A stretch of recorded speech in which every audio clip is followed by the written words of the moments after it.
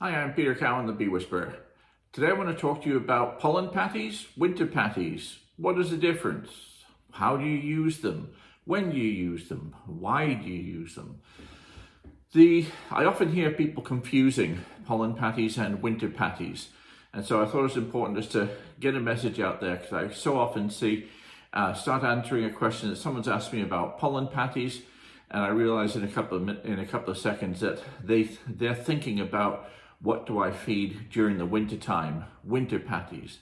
I suppose pollen is more of a nutritious sounding food, so naturally the beekeeper wants to give their bees the best they can. But really, it's very important that you understand the difference between the two.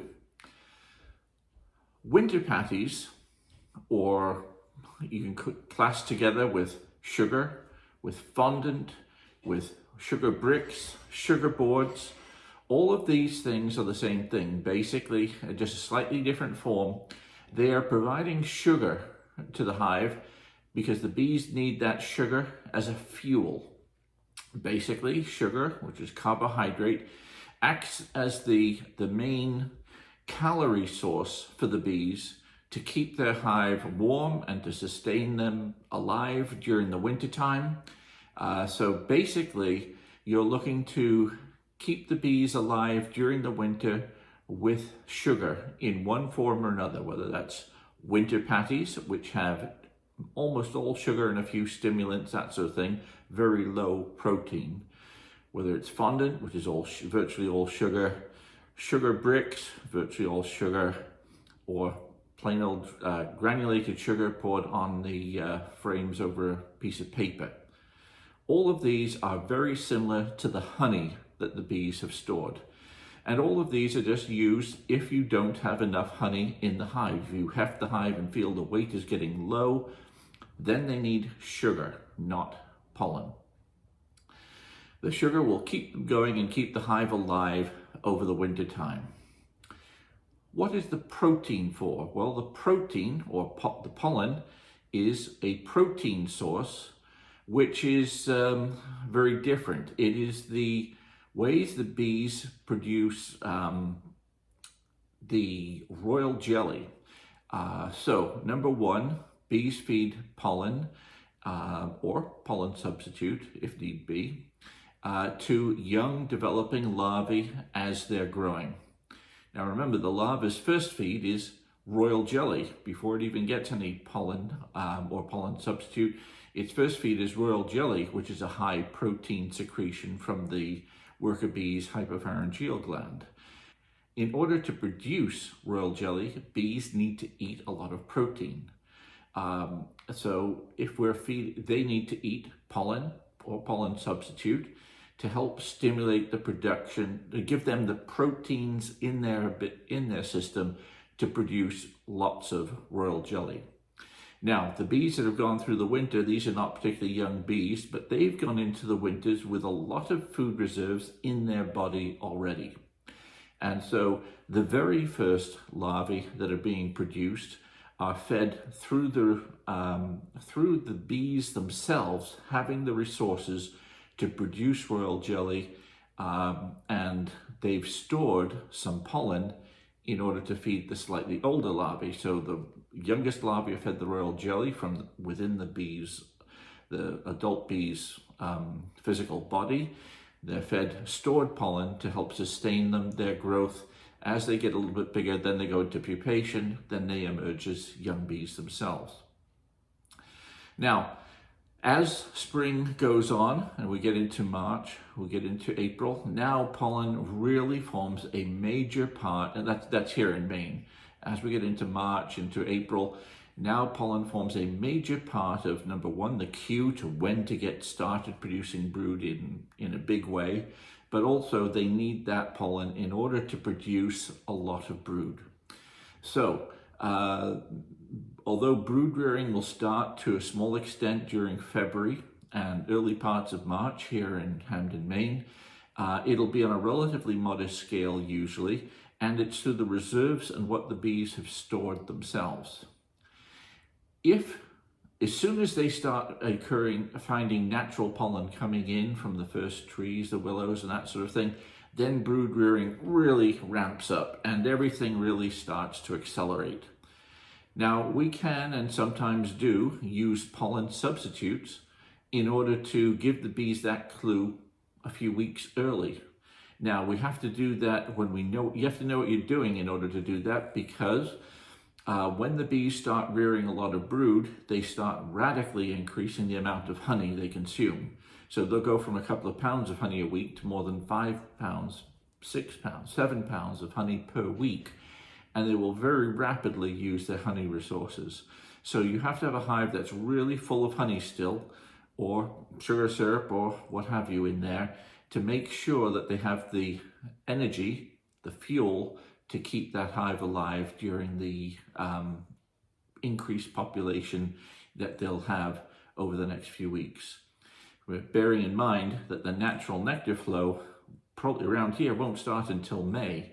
They might get a little bit in April, but no natural resources will be producing nectar usually until May. Dandelions normally are not till about the 10th of May around here, so that's when the first real nectar flows start. So anyone feeding pollen substitutes and stimulating brood rearing early pretty much commits themselves to having to make sure that they're keeping a very close eye on the food reserves in the hive in the form of honey, and they've got to feed sugar or sugar syrup, better still, as the weather improves enough for them to feed it that way. Now, we can feed pollen or protein-rich diets in a couple of different ways. And here in Maine, I often will feed my bees with a pollen substitute, a dry pollen substitute. And to feed them a dry pollen substitute, really it couldn't be easier. You let them, they forage for it themselves. So you have the pollen substitute somewhere where it's open for the bees to get at, but sheltered enough that it doesn't get blown away by the wind or doesn't get rained on and turned into a gooey mess, because once it's wet and everything, the bees won't touch it. So the pollen substitute, which is usually made of things like soy flour and various flours and yeasts and added vitamins and minerals, etc. That is, I will put that into anything from small pollen feeders and to very large ones, the size of a tote. So it just depends what I'm looking to achieve. And you will see, I'll refer later to a few videos that I've done already on it and plan to do some more this year for making those pollen feeders and the fun of using those. Those open pollen feeders are fine for usually through the month of March here. And again, provided that your bees have plenty of honey in the hive. Yesterday I was in the hives, or was it the day before yesterday, I was in the hives checking, and we had good supplies of honey. So I've got no hesitation to be feeding my bees, at any rate, with plenty of pollen substitute this spring, because every hive I checked still had a good 40 or 50 pounds of honey in there. So things look really, really good for me to do that this year. So I'll be feeding dry pollen substitute for the bees to forage on. The bees will go into the pollen substitute by the thousands. They will roll about in it. They'll cover themselves in pollen. Pollen substitute, they will pack it down into the pollen baskets on their legs, and they'll take it back to the hive just like they would do natural pollen. They will do it again and again and again. It's like you're providing them with an enormous flower that the bees are busy foraging in. The pollen substitute, though, you cannot just sprinkle it into the hive. The bees won't touch it that way, or at least not that I've found. So basically, they have to forage for it and find it and bring it in. You can get in a fair amount of pollen substitute. Commercial beekeepers might take a 50-pound bag, tear it open, and in a few days, the bag is emptied. So you can feed, it doesn't have to be a fancy type of feeder to feed them. But it is certainly fun to watch the bees forage on it. It's great doing that. Now, pollen patties are where you've taken that pollen substitute, you've mixed it with sugar syrup and various other ingredients, and I'm going to go through with you probably next week different new recipe that I'm going to be using this year for my pollen patties. Pollen patties are used a little differently. Those you put in the hive itself. And you put them in the hive during times, particularly when, well, number one, when there isn't natural pollen coming into the hive. So again, during March, I'll be giving my hives pollen patties. And the beauty of a pollen patty is that the bees can have that pollen substitute in the hive without it having good enough weather to go out and forage for the dry pollen substitute. And so usually they can get a fair amount of pollen into the hive through the dry feeding method, but it's much more effective to give them a pollen patty where you've made a pound or two patty, which is kind of like a doughy consistency, and the bees can feed on that. And it's not just good in March. I will use pollen patties whenever I suspect the growing hives are going to have a lack of ability to go out and get natural pollen. So through May, June, July, I might give them pollen patties, particularly in new nukes, especially if I feel that there's going to be a spell in the weather where they're confined to quarters. It's going to rain for 3 or 4 days. It's going to be windy for the next week. Under those conditions, the bees can't fly, and the pollen that they've already brought in gets used up very quickly. And in those circumstances, what will happen is that they will stop brood rearing. If it's even slightly prolonged, they will not only stop brood rearing, but they'll start to cannibalize the eggs and then the young larvae if they can't feed them. And so that really sets that growing colony back considerably. So by putting in a pollen substitute in there, you've got that ready source of food. If you've got pollen substitute in a hive and there's a natural pollen flow, they virtually do not touch the pollen patty. But as soon as the weather deteriorates, they gobble that pollen patty right up. So pollen patties are going to be very useful for the times when there's a risk that the bees cannot get enough natural pollen due to various circumstances, whether that's weather, wind, rain, snow, what have you.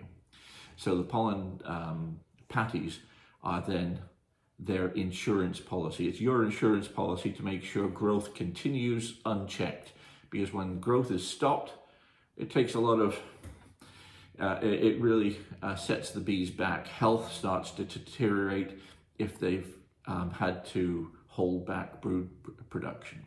So feeding pollen patties can be a very useful trick, but don't mix pollen patties with winter patties. Make sure you know what you're talking about when to feed those. So as I said, I'm going to be making more videos. I made quite a few videos last January, February, March into April on pollen. Videos such as how to make pollen patties. I made a very simple pollen patty then. That was in February 24th of last year.